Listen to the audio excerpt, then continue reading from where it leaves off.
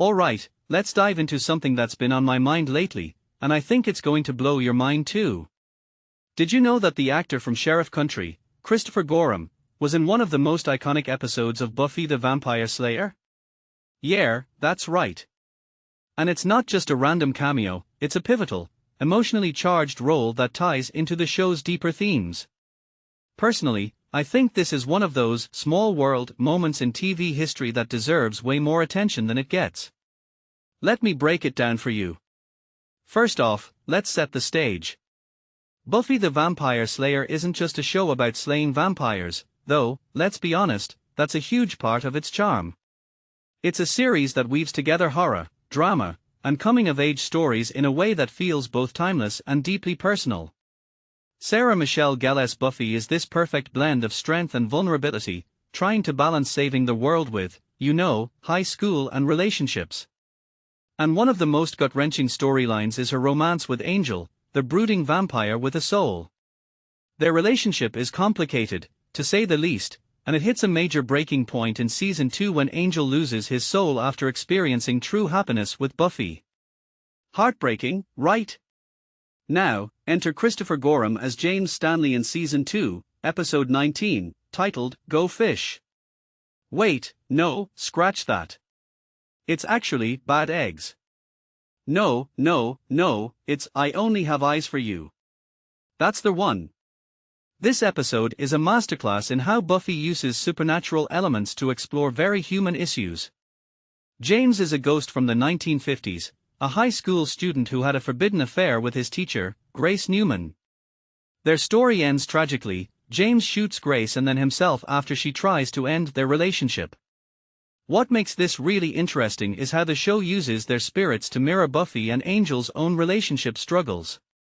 It's not just a ghost story, it's a reflection of the pain and desperation that comes with love gone wrong. Here's where it gets even more fascinating.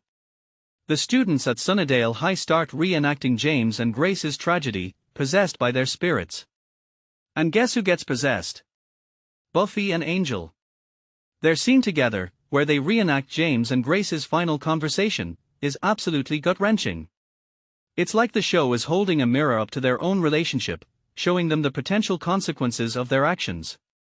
What many people don't realize is that this episode isn't just about ghosts, it's about the ghosts of our own pasts, the mistakes we've made, and the fear of repeating them. It's a detail I find fascinating because it adds so much depth to what could have been a straightforward, villain of the week episode. Now, let's talk about Christopher Gorham's role in all this. In an interview, he shared that he was surprised to learn that Sarah Michelle Gellar and David Boreanaz based their performances on his take on the breakup scene. Think about that for a second. Here's a guest star, someone who's just coming in for one episode, and his performance is so impactful that the leads are studying his work to match the intensity. That's a testament to how much thought and care went into this episode. And it pays off. The scene where Grace survives and stops James from killing himself is not only a resolution to their story but also a moment of hope for Buffy and Angel's relationship.